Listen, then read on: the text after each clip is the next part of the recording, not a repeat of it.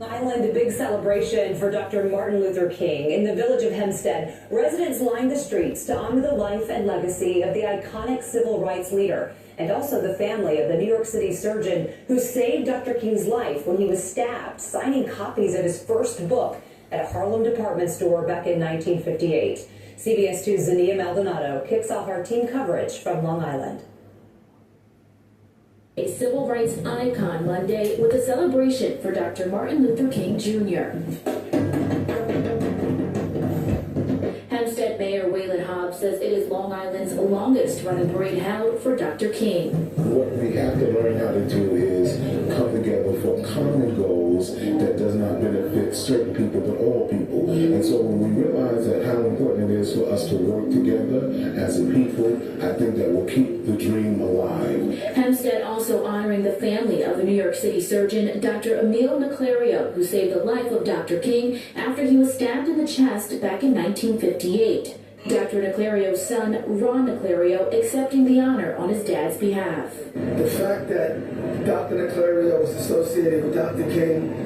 King is associated with Dr. Naclerio, it brings tremendous joy. After being rushed to Harlem Hospital, an emergency surgery performed on Dr. King saved his life and was referenced in the famed "I've Been to the Mountaintop" speech, the last speech that King would deliver before his assassination. The world needs great people. My dad was a great heart and lung surgeon, devised how to put the pacemakers in, and there's nothing you can't say about Dr. King as far as being arguably the greatest human being the United States has ever seen.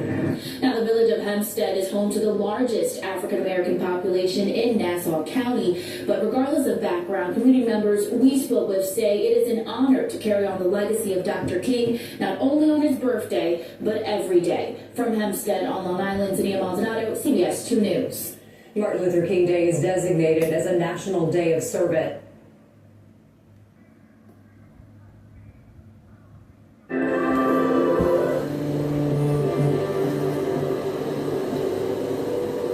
I have a dream that one day this nation will rise up, live out the true meaning of its creed.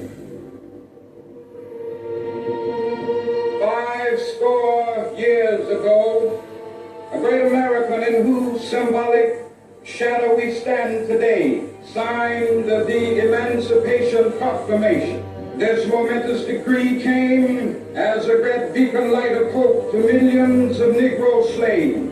But 100 years later, the Negro still is not free.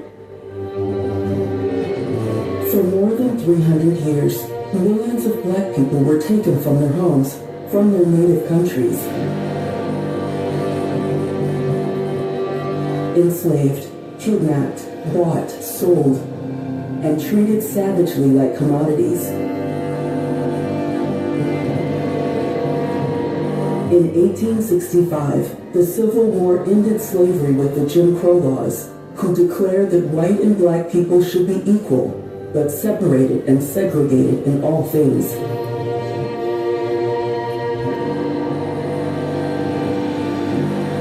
Black people were no longer slaves, but they were still not free. As the nation entered the 20th century, they were still oppressed and discriminated against, as if they were not human beings. They were refused the same rights as white people. They couldn't attend the same schools, were forced to use separate public utilities, and didn't have the right to vote. They lived in a segregated society. We have come a long way in the civil rights struggle. But let me remind you this afternoon that we have a long way to go. Martin Luther King Jr. was born to this world, but he would spend his lifetime fighting to change it. Injustice anywhere is a threat to justice everywhere. The past and present was somber, but he would fight for a brighter future. As a dedicated father of 4 young children, he had a dream that they would be able to grow up in a nation where they would not be judged by the color of their skin, but by their personal qualities and the force of their character. He hoped that America would become a colorblind society, where race would not impact a person's civil rights. He dedicated his lifetime to support a cause that he strongly believed in, and for that, he became one of the most important figures, not just in American history, but in the story of our Earth. This is the journey of his fight for freedom. We can never be satisfied as long as the Negro is the victim of the unspeakable horrors of police brutality. We can never be satisfied as long as our children are stripped of their selfhood and robbed of their dignity by signs stating for whites only.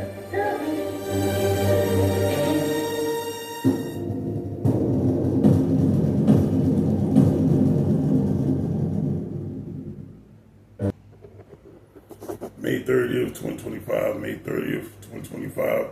Just want to showcase how I am now and how I was back in the 2009 in Ghana.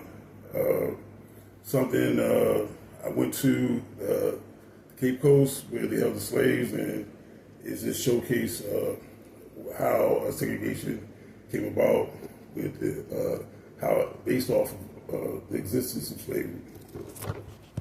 Still Gangsta Electronic Garage, just showcasing history, how MLK Jr. story should receive the first best story, not the second best story. My story is the best story to help society, to end poverty through him ending segregation that stemmed from slavery. About to go to Cape Coast where they held the slaves. Because these ladies, I'm not just going. He doesn't want to enjoy the experience. So, I've been ready to go back. As you can hear, my voice is still crow, so it means that I'm still Gangsta Electronic Harass, voice manipulation. And as soon as I have the witness crime agreement signed, is when I'll be able to create the raw history through our challenge, having billions of people photos and videos, capture the moment through my art concept to double money around the world to make billions of people in their lifetime consecutive income of hundreds of trillions of dollars. The amount of money that's around the world, all of us social media users will be worth consecutive times. Get a new car, a new whip. You got like 8 different cars, but they all old. I want to let me talk, okay? Early in the morning. All right. Now I'm yawning. Still in West Africa. I'm about to go to Cape Coast. Cape Coast. Yeah, I gotta understand the significance of this situation. And what's that? We're going up there to look back at the history and understand what happened there. Well, what is going on now? The situation wasn't too good, you know? Slavery. It was a bad Horrible situation. people died out there.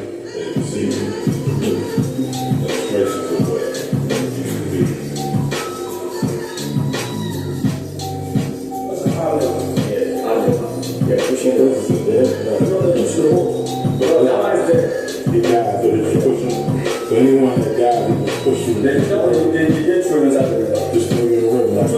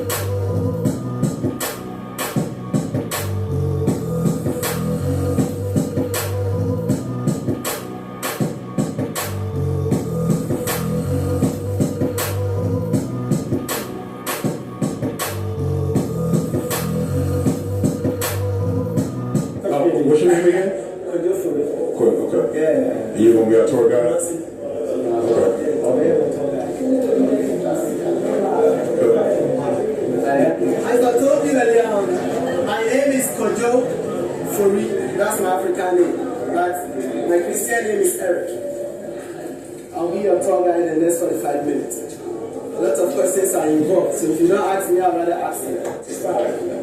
Ghana is made up of 3 castles and 14 forts. So the European buildings, they are 17 in Ghana. We have the first and the biggest to be Elmina Castle. On my right, this is a plaque which was unveiled by US President Barack Obama on his visit around the 11th of July 2009. And behind me right now is the male slave dungeon. The dungeon was containing 5 good chambers, and also 800 to 1,000 slaves were kept here, in which they were divided into the rooms. Ironically, these slaves were coming not only from this very country, but from the northern part of Nigeria, Republic of Benin, Togo, Cote d'Ivoire, Mali, Burkina Faso, the northern part of our country, and to the southern part, Ashanti region. They were reaching a village called Asen Manso. Asen Manso was a river there we call the river the slave water. That was the point they were bathing the slaves. Both men and women were bathed down, and after that they were shaved. So old men were shaved in order to be polished with shea butter and palm kernel oil. Then they marched them to the castle. There's a hall on top of the museum called the Palaba Hall. The Palaba Hall was meant for the slaves to be bargained or auctioned. Those they bought, being the strong ones, they were branded with an identification mark on the branded iron, in which they were using to identify their slaves in the dungeon. So a sign like JSS on the slave perhaps means John Smith's slave. So they will march them to the dungeon. The males will come right here, and the females will go down there, in which I'll be taking you there. The leftover ones were as a result of not being so fit as the strong ones. So they were using them to be domestic slaves. They work in the castle, they sweep, they wash, they clean, they also cook and feed those ones here. 3 steps down, you watch your steps and you follow.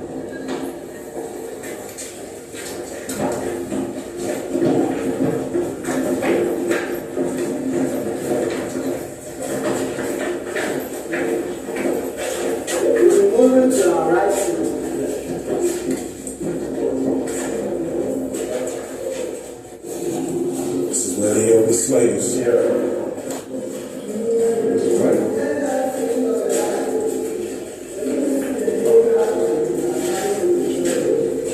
I still have to do it so that you see the nature of the room, as we are here to share memories to this dungeon. This is the first chamber of the dungeon, and it was containing 200 rebellions, being the stubborn and also being the strong men. We have some slaves we call the Mandingus, the Musim, and the Pomanti men. They were very strong and tall, so they were deciding to treat them in order to tame them down. So they were resisting and revolting. This particular room was held 200 in number, which is supposed to be the biggest room in the chambers of this dungeon, and also being the strong room. It was strong room simply because the men here were stronger. We had the 3 holes there. When the lights went off, these are what you saw. They were the ventilation holes to the slaves, or to the dungeon, in which air and light passes through. They were also chained with shackles and ropes, and they were held here for 2-3 months, including the other slaves, till the slow shifts come. Behind you, too, on the middle of the wall, there are some holes you can realize. Those holes were used to hook up these chains held on the slaves. But when you rise up, you will see a spy hole which has been sealed or blocked. The spy hole has been sealed just to signify the abolition of the slavery in the castle. But that was the point the merchant and the soldiers were standing to talk to the slaves or spy on them. The domestic slaves who were regarded as traitors by the commercial ones, so they were scared bringing them food down here in which they might be attacked.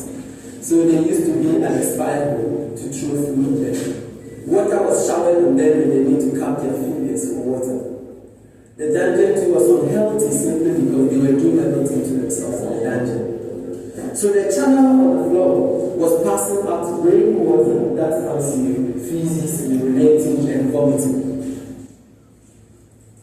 Now, the excavation of this dungeon around 1974 by some researchers from the University of Ghana and also the UNESCO, they designated this very castle to be part of the heritage site in which people can come and share memories.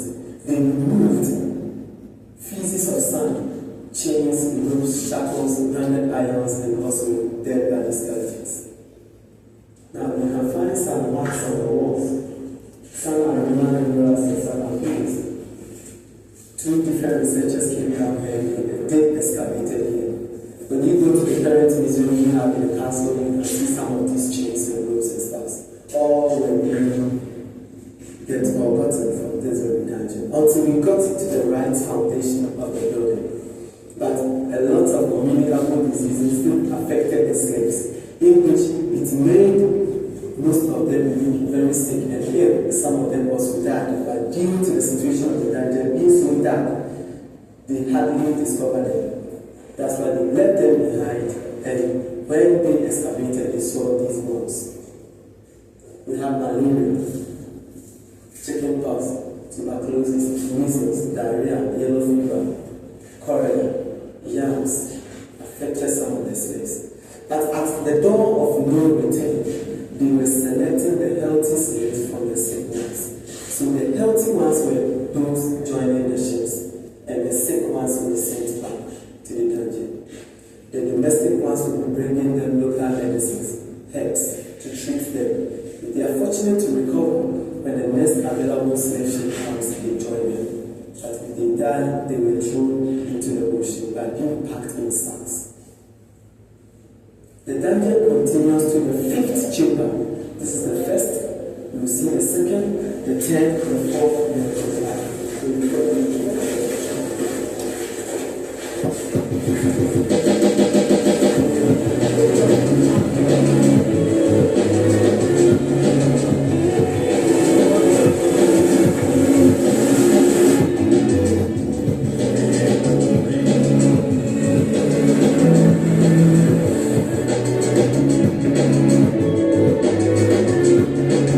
Well, I'm taking part as an individual and a wife, and both.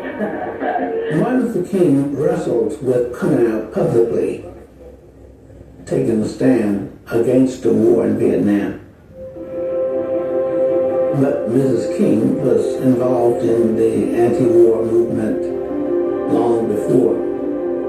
So she had a lot of influence on Martin Luther King come to that conclusion. I come to express my own personal witness of the cause of peace. And in the civil rights struggle, if we win all of the rights and privileges that we are fighting for and have no world in which to exercise these, then there is really no need for our efforts. I decided that I would leave it to my wife to take the stands and make the meetings on the peace issue.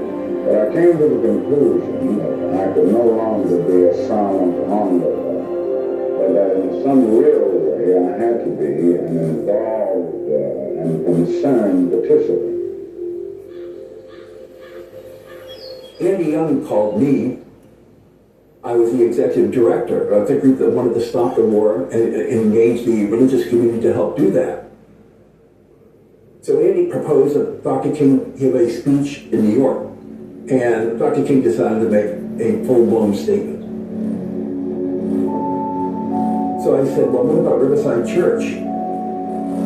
Because I think place makes a big difference.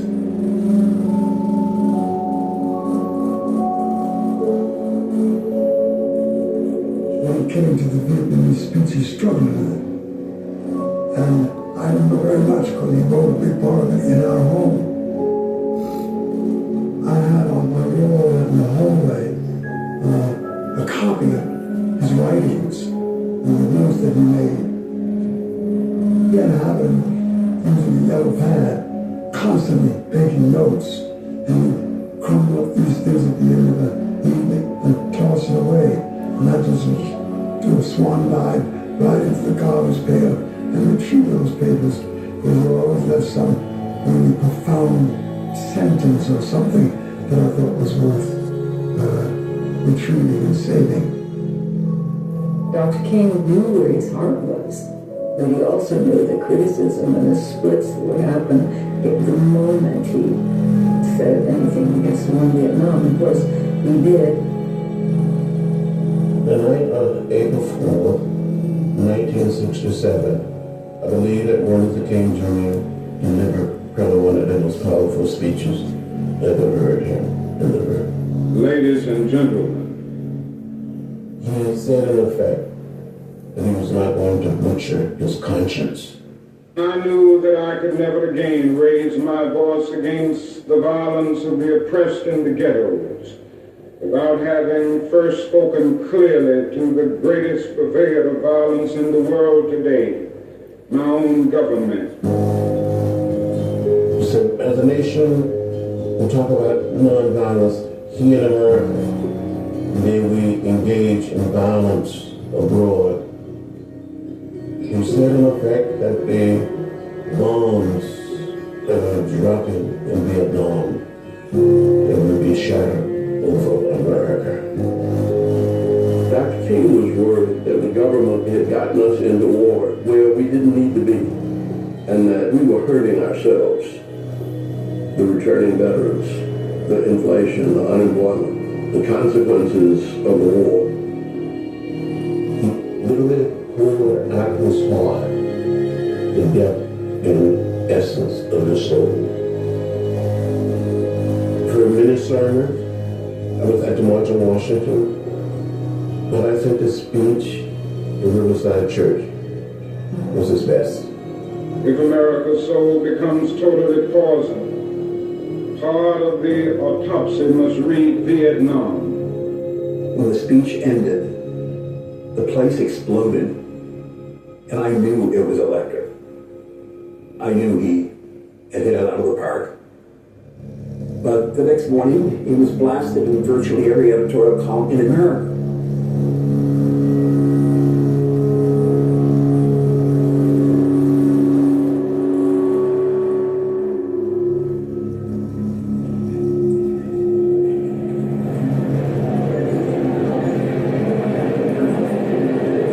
Didn't want him to be that hard in the speech, but he said, I'm trapped by my own, beliefs.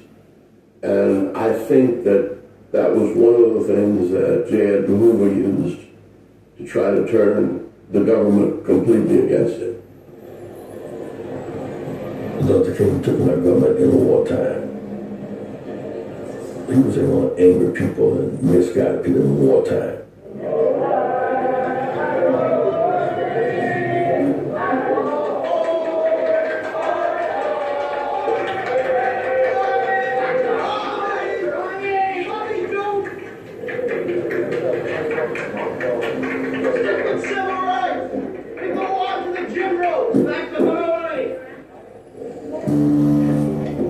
He said, none of my friends are turning on me. None of my Morehouse friends, my classmates. Preachers said I can come to the pulpits because we should be engaged in the war. He said, you expect your enemies to disagree with you. What I didn't understand is how our friends would leave me. They stopped giving. They stopped calling. They stopped caring. And he was devastated. Change is painful. The loneliness and what it must have felt like when he was so abandoned by so many and told to stay in their place. He really felt betrayed. And he said over and over, they don't know me. They applauded me. I told Negroes to be nonviolent. These same people are damning me when I say you ought to be nonviolent toward them brown children in Vietnam. Where all of America turned on the stepped into Vietnam drama was perhaps the single most challenging moment for Martin.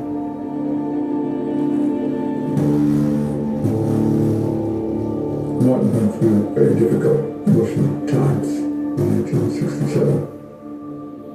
He had a doctor in New York, and I remember sitting with Dr. Holman, and he generally felt that the state of Martin's emotional health was such that he maybe should seek some kind of third-party independent psychiatric counselor. And I looked at Dr. Logan, and I said, that's not going to happen.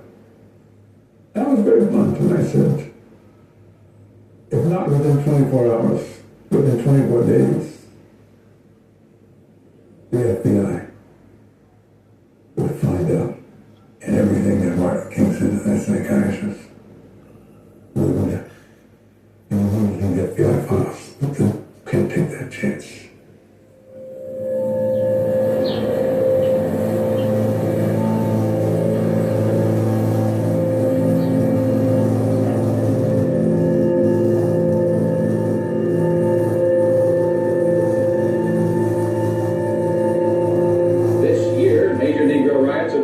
Detroit and Newark, and about 80 cities and towns all over the country. Already it's become the worst crisis in the country since the Civil War. The despair is deep. The bitterness is wide in the ghettos of our nation. I will continue to raise my voice with all of my might against riots, because I know that black rioting can mean black suicide.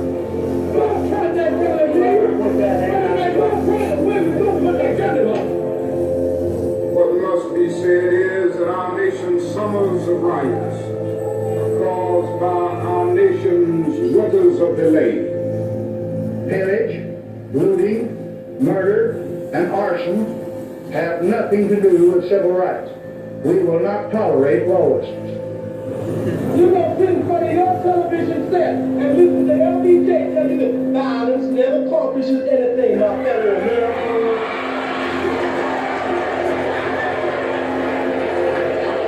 But you see, the real problem with violence is that we have never been violent. We have been too non-violent. I've decided to stick with love.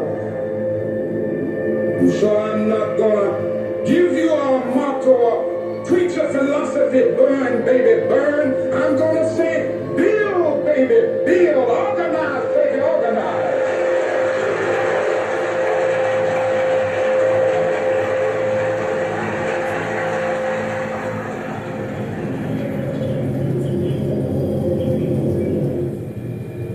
Martin Luther King called me from Atlanta, and he said to me very directly, I need you to come on down here now, because this may be my last campaign, and we're going for broke. The Southern Christian Leadership Conference will lead waves of the nation's poor and disinherited to Washington, D.C. next spring. He said, let's go to Washington. We're going to Washington. If necessary, go to jail. Civil disobedience, and convince this Congress to shift from war in Vietnam to war in poverty. It was Mary and Ellen came to Martin with the concept of the Poor People's Campaign. I got called to Washington to testify about poverty and what was happening in Mississippi. This is an urgent situation which must be looked into and which must be met. In the middle of it all, I asked them to come and see for themselves. And Bobby Kennedy came with them. There is starvation and men and women who can't find jobs. And this is a reflection on all of us, the fact that you have young children in the United States at the present time, with the wealthiest nation in the world, who are hungry, and their parents are hungry, is completely unsatisfactory. Robert Kennedy went back to Washington. I told him I was going to stop through the rounds in Martin, and he said, well, tell me to bring you to Washington.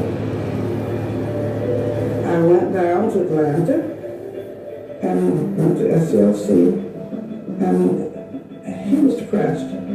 He was sitting in his office by himself, and I told him what Robert Kennedy said he ought to bring me to Washington, and he lit up. He just lit up.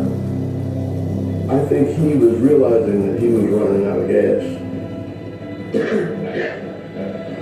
And the attacks and the criticisms on him were getting more and more vicious.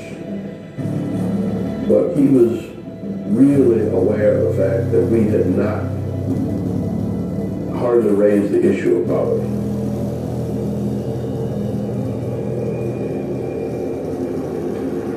We have to do it for our own sense of dignity, our own self-respect, our own determination. What we can't do is we don't give our all to it. Martin Luther King embraced the idea of the Poor People's Campaign, and he wanted to move ahead with it. By no means. But initially, he did not have the support of his executive staff. People felt already committed to what they were working on at that time. From our perspective as organizers, He was the pilot of the plane, but we were the ground crew. Without the ground crew, the plane could not leave the ground. given the realities of Martin Luther King went on a fast to reunite people and get them to think collectively how they could participate. We go into these communities. And they finally started coming aboard. We must remember that we are the custodians of a philosophy. But he talked about this frustration.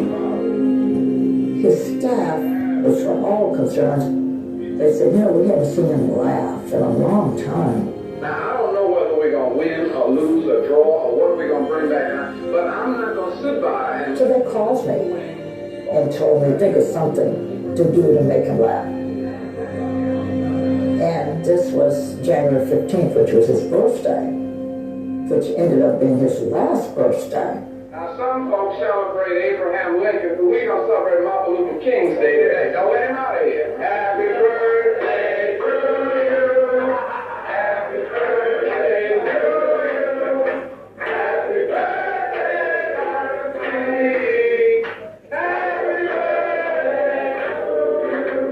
We know that you really don't need much, but we thought it's some things you ought to have. So we searched around and knowing what's coming up for you, we thought you'd be strung out on a shoestring, so when you go to jail, there's some shoestring potatoes. And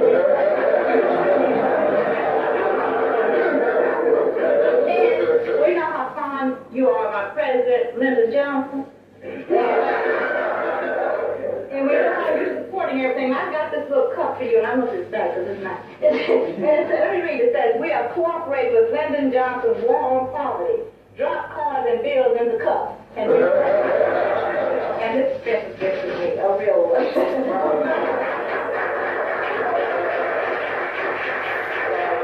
I don't think anyone possessed the capacity for humor, both in receiving it and responding joyously, as Dr. King. Much of the time I was the victim. If he felt somebody was sensitive, he wouldn't pick on it. But he would take something that somebody else said or did and blame it on me. He had a good way of imitating people. And he would imitate Andy, or he would say, now Andy, if you do something foolish and you go out there and get assassinated, he said, I promise, I'm going to preach the best funeral for you. And then he would start preaching your funeral. And he would do a very sadistic caricature of all of your faults and foibles and things that you would never want said about you in public. And he'd weave it into a sermon, and quite often he'd have a similar demon from the Bible who had the same problems. And by the time he got through, he had everybody laughing at what was a life and death situation. Mostly his life. That was a way of externalizing the fact that he had to somehow talk about the elephant in the room that we all had to live with.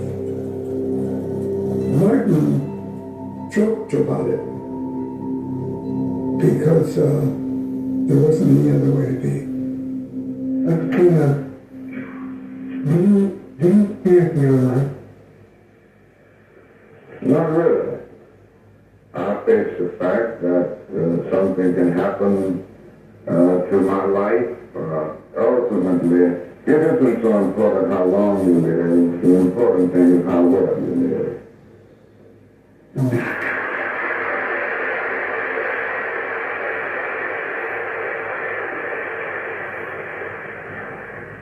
Dr. King's expression of his anxiety about this whole world in which he found himself was not unfounded. His fears were very real because the conditions were very real.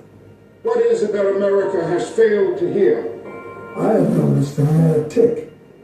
He had to get caught. It's failed to hear that the plight of the Negro poor has worsened over the last few years. It wasn't consistent, but it was apparent in enough situations for us to know that there was a psychological problem there.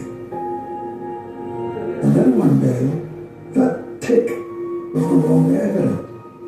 And I said to him, I said, well, what happened to the tick? He said, it's gone. And I said, well, how'd you get rid of it? And he said, I made my peace with death. I know all of you are studying hard and you're just doing fine in school, and I'm glad to see you. Thank you very much. I think he always knew that each and everything he did could be the last thing that he did. And he used to say that if you're really going to be free, you have to overcome the love of wealth and the fear of death. You all just took off from school, huh? He was prepared to die, but he was also determined that his death and his life would have meaning. And I think that's what he was wrestling with Vietnam and Chicago and the Poor People's Campaign.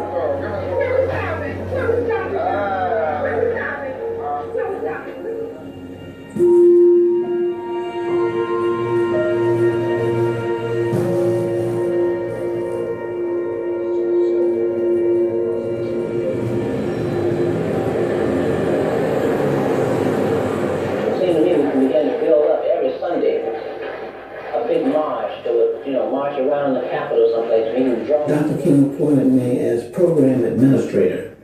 By the time we get to the 7th March, it could really be massive for those people. And usually our campaign was related to discrimination and racism.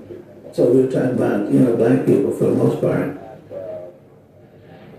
But I said, well, there are Chicanos who are poor. You want them to be in? He said, yes, we want them to be involved. I said, okay. So I said, what about the Native Americans? He said, well, yeah, Native Americans. So by this time he turned around and looked up at me because he had anticipated the next question. I said, well, Dr. King, what about the poor whites? And he said to me, we were discussing it, he said, are they poor? I said, well, yes. Well, we want them involved. We assembled here together today with common problems, bringing together ethnic groups that maybe have not been together in this type of meeting in the past. I know I haven't been in a meeting like this, and it's been one of my dreams that we would come together and realize our common problems. Black people, Mexican Americans, American Indians, Puerto Ricans, Appalachian whites, all working together to solve the problem of poverty. That was a very big thing that happened, of finding common ground among the poor. That didn't make things easy, but it was a big benchmark into the next stage of the civil rights movement, which had to do with economic rights. Ultimately, we are concerned about a guaranteed annual income. And the other thing I think it is very necessary to say is that everybody's on welfare in this country. When it's the white people and rich, we call it subsidy. Suburbia was built by federally subsidized credit, and the highways and expressways that take people out there. So I think we've got to see that when it comes to poor people, we call it welfare, handouts, doles, but when it comes to rich people, we call it subsidies. And it's the same thing as all welfare.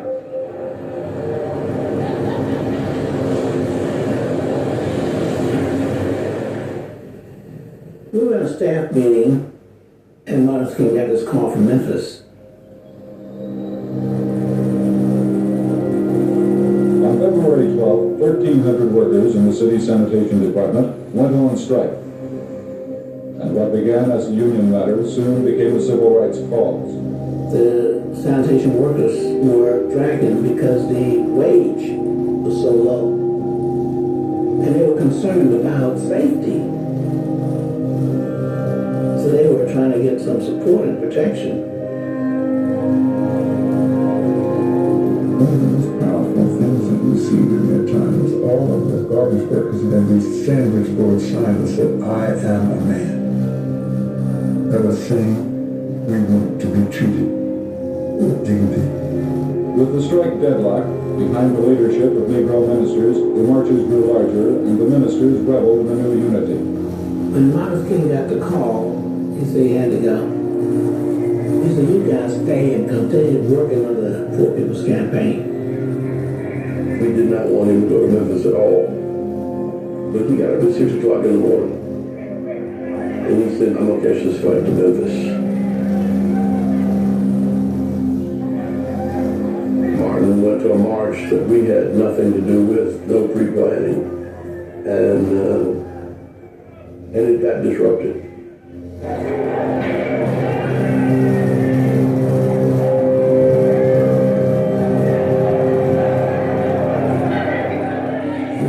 Some young men outside of the garbage workers who took the wooden sticks that held some of the "I am a man" signs together and used them to smash windows.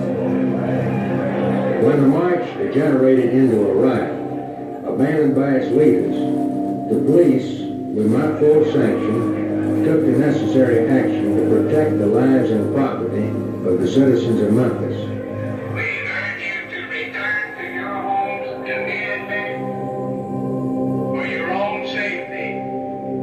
Why didn't you check out the situation in Memphis with your staff before you came in, especially since it's in the midst of a very touchy sanitation strike?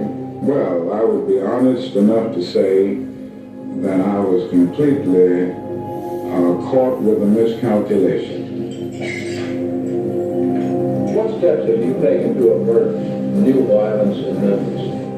Well, we're going to take those steps, and we're not going to stop here. We are going to have in Memphis a massive, non-violent demonstration, and we're going to do it in the next few days. And we're going to take the steps that we've taken in every other situation. We're going to take the steps of uniting this community. Non-violence can be as contagious as violence. In between the first march and our going back to Memphis, Martin gave us a good cussing out about not being supportive of him. And it was the only time I saw him angry at the whole staff. He cussed us out and got up and walked out. And we went behind him trying to reassure him, but he just went on off. Dr. King said, "I feel so alone." He was frustrated. He was full of pain. And I understand that pain now. So I pondered, maybe I should quit now. Maybe I've done much as I could do. I thought it was wrong to take on another movement in the state we were in. We were tired. And we knew he was tired.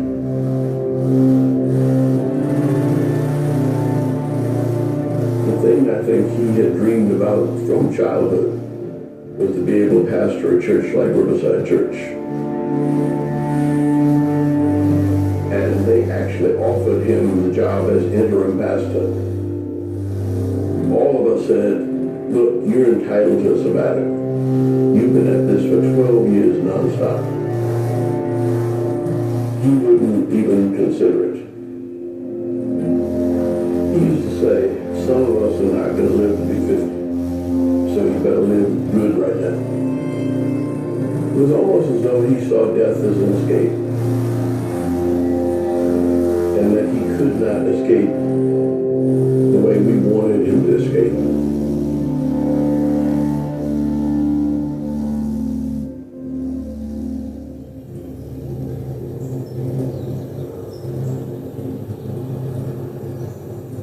before Dr. King left to go to Memphis, we all had dinner together at their home.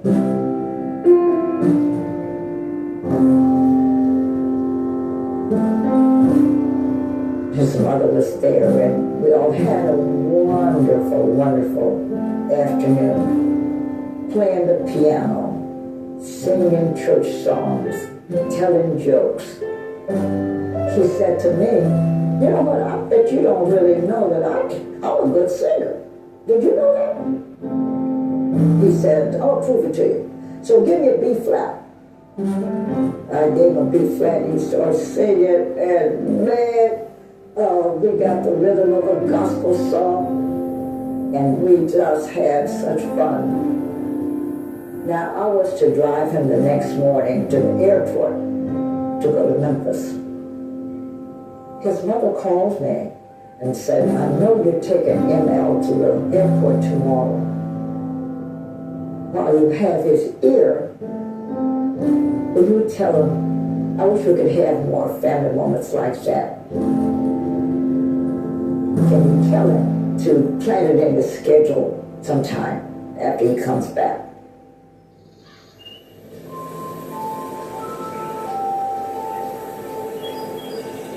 After the march that broke out in violence, we all went to Memphis for two reasons: to support the sanitation workers' march so it would be nonviolent, but also to continue our discussion of the Poor People's Campaign. That night, there was a mass meeting at Mason Temple Church, and Martin Luther King was scheduled to go and speak, but it was pouring down raining. Dr. King was sitting home most of the day. He said, I'm ready, and I don't feel like going. But Jess said, will you go? So I went up there, and we walked in the door. Church was about 3/4 full, and people cheering. I could sense they were expecting it.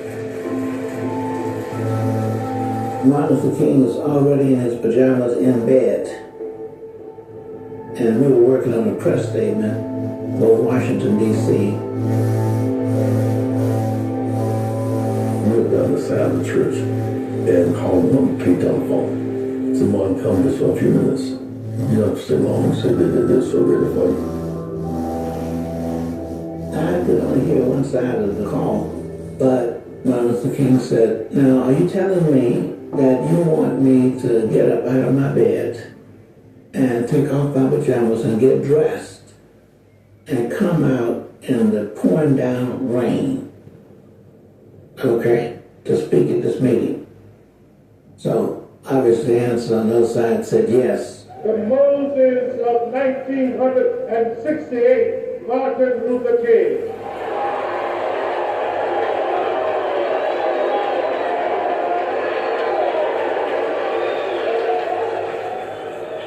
Martin came to that church thinking that he was just going to make remarks and not to give the major speech. But he got up and he gave that speech as though he knew that the end was near. So I'm happy tonight. I'm not worried about anything. I'm not fearing any man. Mine eyes have seen the glory of the coming of the Lord.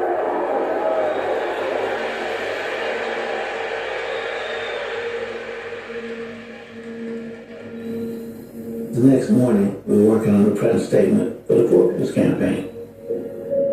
Martin Luther King said to me, now Bernard, the next project we're going to work on is to institutionalize and internationalize nonviolence. I was on the witness stand most of that day.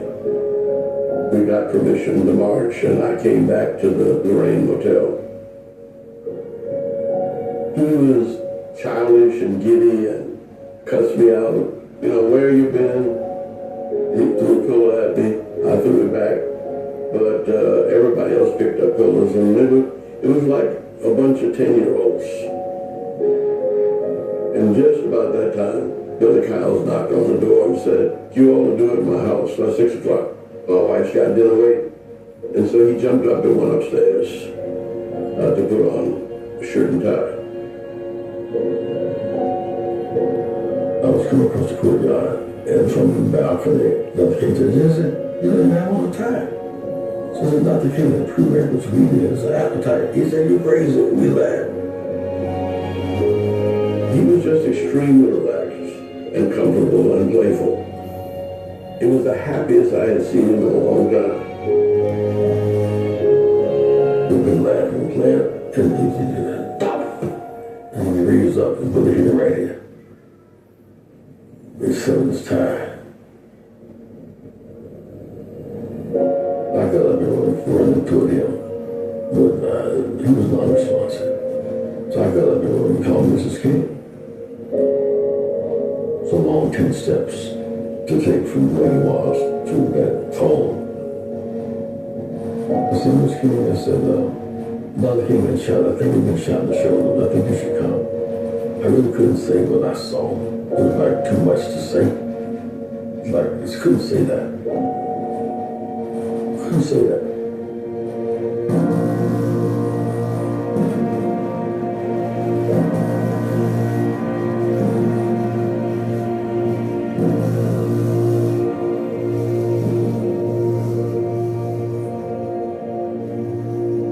What Dr. Martin Luther King called his beautiful dream, expressed so dramatically during the 1963 March on Washington, was shattered tonight in Memphis, Tennessee by an assassin's bullet. In Memphis and in New York, in Boston, Raleigh, North Carolina, there are reports of looting and other angry reactions to the killing of Dr. King.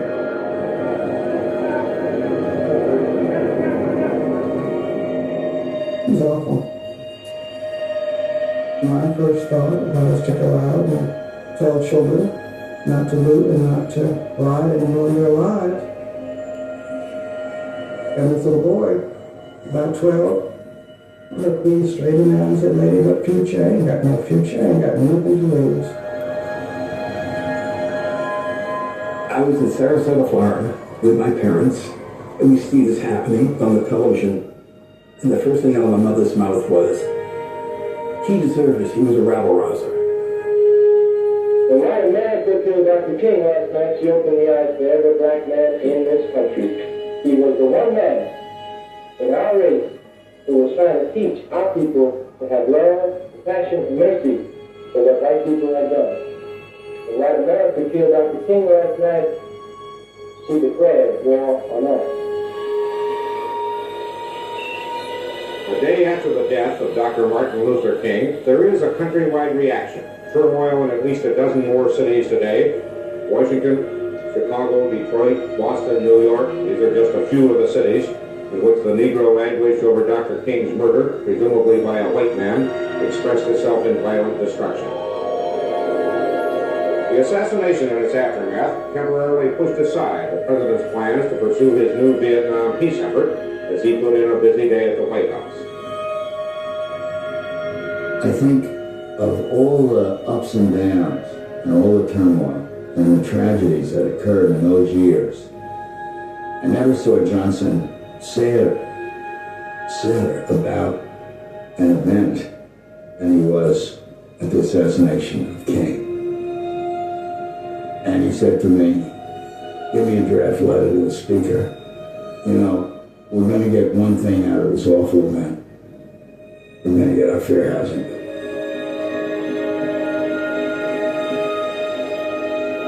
As part of the National Day of Mourning tomorrow, hundreds of communities across the nation have planned memorial services and peaceful marches in tribute to Dr. King. It is in this way, despite the ugly rioting and looting in many cities, that thousands of Americans have planned to express their grief, quietly and with dignity. Nowhere was this more evident than in Atlanta, Georgia. Before the film, Dr. King's body was to lie in state at Spelman College. A security officer at Spelman called Mrs. King and said, "There must be thousands here. What must we do?" Then I said, "Mrs. King, the public will wait. You need to see him first." So we dashed over to the campus. I didn't see the body till I got up close. I nearly died. He looked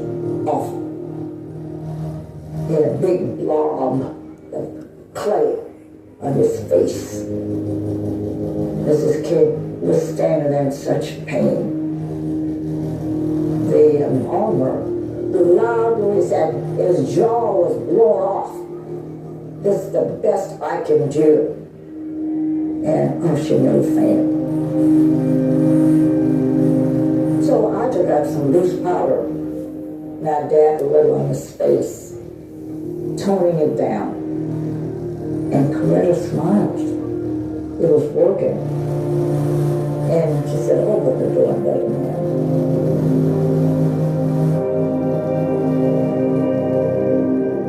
Martin Luther King chose the best person possible as a wife.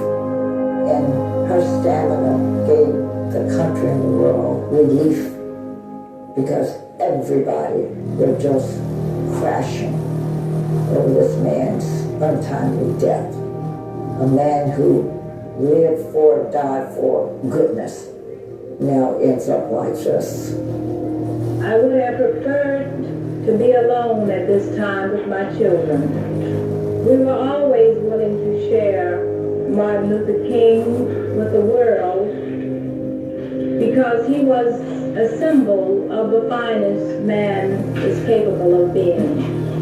Yet to us he was a father and a husband. I am surprised and pleased at the success of his teaching. For our children say calmly, Daddy is not dead. He may be physically dead, but his spirit will never die.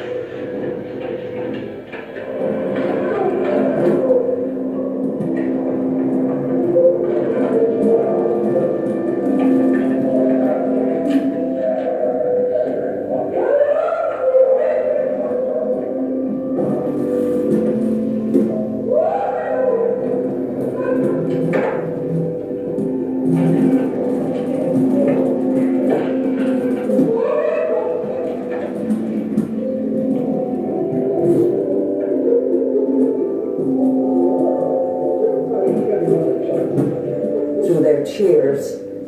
Mama King said to me, "I want you to know that when the tension of the moment, tapers a little bit, I can tell you fully how much I appreciate what you did." And I said, "What I do?" She said, "Well, you told Martin what I said, that I wanted him to spend more time with me." She said, "He called me, and she thinks that she was one of the last persons he talked to. And she said, I know I'm going to feel good about that one of these days." I got a call that Mrs. Kennedy would like very much to pay her respects to Mrs. King. It was a day with him. And Mrs. Kennedy walks over to Mrs. King. The now two widows embrace and they hold one another.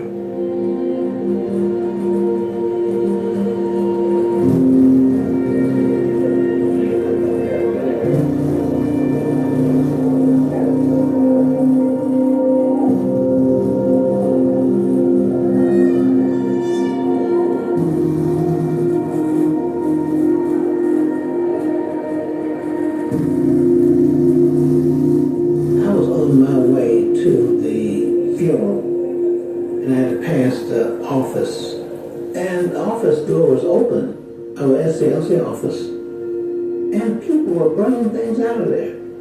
We gather here this morning in one of the darkest hours for Martin Luther King, sent forth as a Moses in the wilderness of this sick nation of ours. I went across the street over there, and sure enough, it was a test of my nonviolence. These people were taking things off the wall, off the desk, and everything else. And I had to calm them down because they were frantic and they were wailing and moaning and groaning. So they're not like thieves. They were people who had felt they had lost Martin Luther King and they were just trying to find something they could hold on to that Martin Luther King perhaps had touched. But I missed the funeral. I got there in time to see Robert Kennedy and some others come out of the church with the wagon. Okay, going off.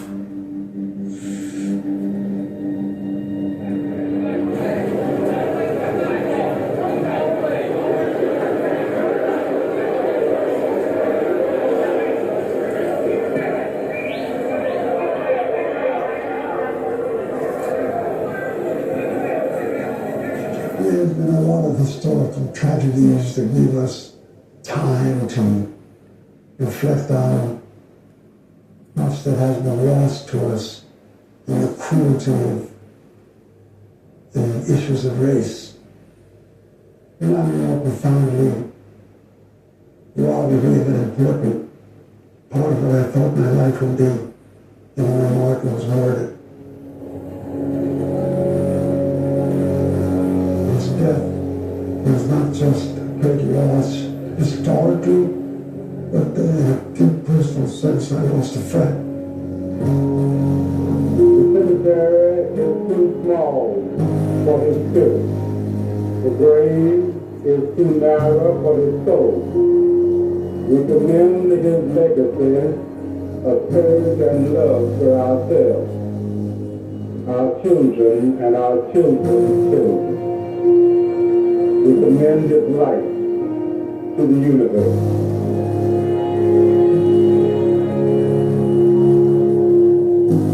My first reaction was to be mad with him. You got us in all this hell, now you going to heaven, leaving us in hell. Why don't you take us with you? But I was panicked to know how we followed. And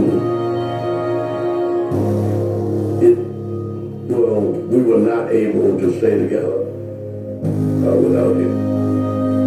And the movement began to fragment.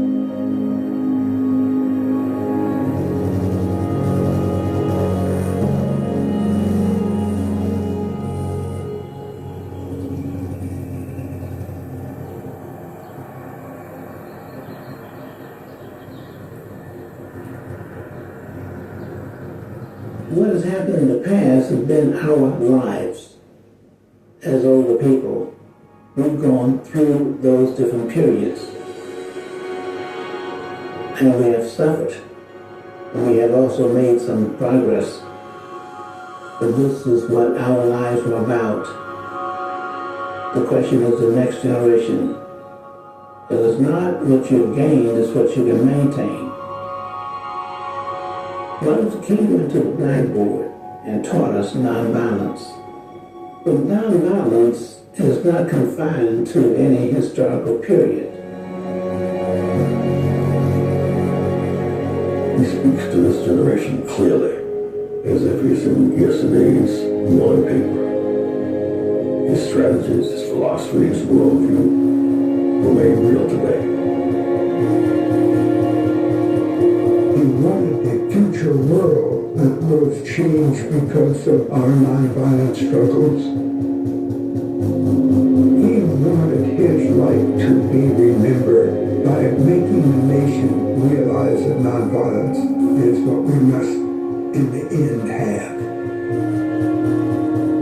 I think people discovered only after his death that he was more radical than they actually knew. I don't think he wanted us to take anything other than all that we deserve. And that's what radicalism, in the best sense, is about. Using the power that you have to help transform the society for the better. With Martin Luther King, we have the holiday, and we talk about how wonderful he was. But we really should develop his work. It's our responsibility.